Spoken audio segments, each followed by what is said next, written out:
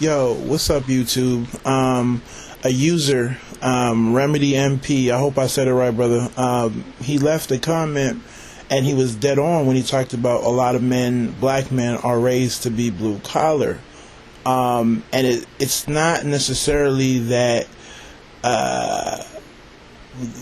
the women are raised to be college educated, but they're not necessarily demanded to produce immediately. So what does that mean? If no one's expecting you to produce, you're either going to do two things. You're going to wild out, hence the whole idea of a lot of black women having kids early, because they're not necessarily looked to produce.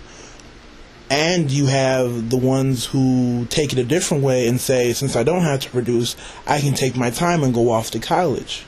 Okay? Either way, no one's asking me to produce immediately. Right? So, I do give a little bit of kudos for the women who decide to maximize that time and their potential. But like I said, you have so many women who are falling off because no one's asking them to produce anything. So what happens, right? When you have nothing to do, chances are you're going to fall into trouble. Hence the whole idea of them, having children under wedlock and living some of these crazy lifestyles. But I have to add something.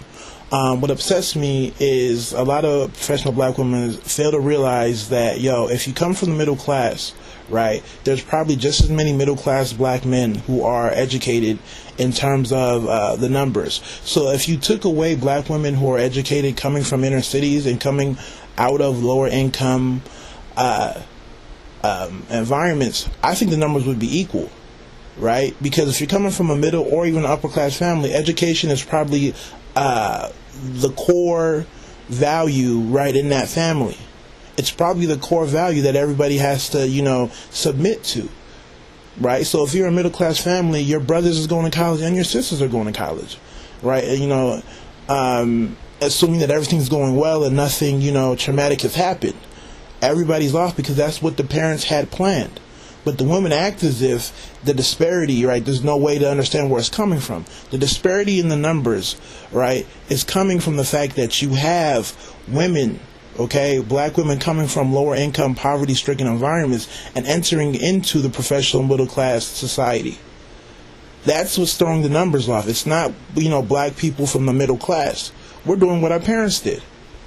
So if you're a black woman from the middle class, do not take some arrogant point of view as if you're just kicking ass, because your brothers, your cousins, and whoever who came up in the same middle class environment that you did are also going to school as well. You don't have the leg up. It's the ones coming from lower income, poverty stricken environments that are increasing your numbers. Okay? So they're entering a world that they're not necessarily used to. So at the end of the day, I will give them some respect for that. And I will allow for, a little bit of, hazy areas, because it's tough entering a social world that nobody in your family has been to. Right? A lot of us bank off the fact that we have somebody to turn to who's been through what we're going through. But just imagine, right, if you're a black man or a black woman coming up into a new social class that no one else has been a part of. Right? There are some things that will, go astray simply because, there is no template to follow. Okay? But let me not get too sidetracked. Now, like I said before, the disparity is coming from the fact that you have black women coming from lower income, poverty-stricken environments. Now, let's look at those environments. There's always a financial need. So that is transferred onto the young black boys. As soon as they turn 18, they have to find work. Okay? But the problem is there's a shortage of jobs. The blue collar job, which was, in my opinion, in the past based off of learning a trade, right? Hands-on, the whole apprenticeship stuff. You didn't necessarily have to go to college. You just needed training, right? Those jobs are going away. They're being, shipped overseas, or they're just flat out going away. Look at the, Detroit auto industry.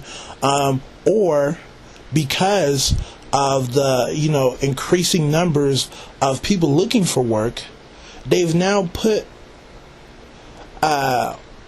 stricter guidelines into who can come in. So now all of a sudden, before, when you can learn on the job, so to speak, and somebody would be there to kind of show you the ropes, show you how to be a carpenter, show you how to be an electrician, kind of more hands-on, father teaches son type of, employment process. Now you have situations where they're saying you need to go to this technical school, you need this certification, you need this degree. Okay? So even becoming blue collar is not as easy as people think, because you still need the hands-on technical training, but now they're asking you to produce degrees. Because when competition goes up, you guys know how things work. They're going to start putting up all sorts of guidelines and restrictions that is going to leave people out, especially black people. All you have to do is put a high school diploma or a degree as a requirement for a job, okay? And it's going to eliminate a lot of the competition, especially black. And you may not even need it. Like I said, a lot of blue collar jobs, it's more technically based, so all you have to do is really learn the skill. Okay, I don't personally, you still have to, go a long way to convince me how going to a college is going to help people with some of these blue collar jobs, but nevertheless, they're saying you need it now. But our mindset is that, a young black boy can graduate and can go get a good factory job or go work at a steel mill and make great money. He's just lazy. It's not happening that way. But our mindset hasn't evolved. So we're still expecting these younger black men to produce earlier, but that same industry, those same type of jobs aren't as easy to get into when you're younger.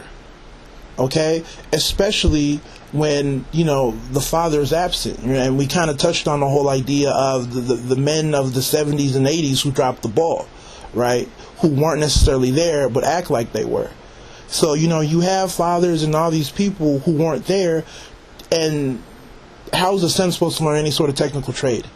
Like I said, where I'm from, you have so many situations where you have an Hispanic boy or a white boy whose father teaches them some trade.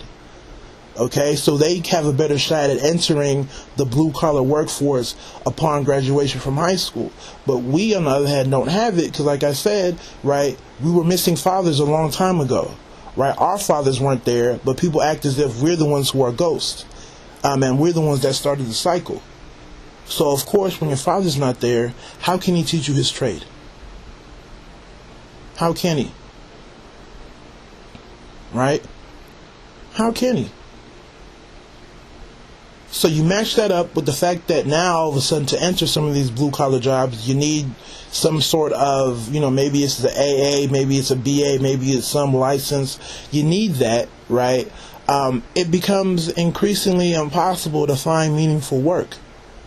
Right? And if you're an 18-year-old boy, am I good on time? All right, good. If you're an 18-year-old boy, you're not trying to have your manhood questioned. And that's the sad thing about it.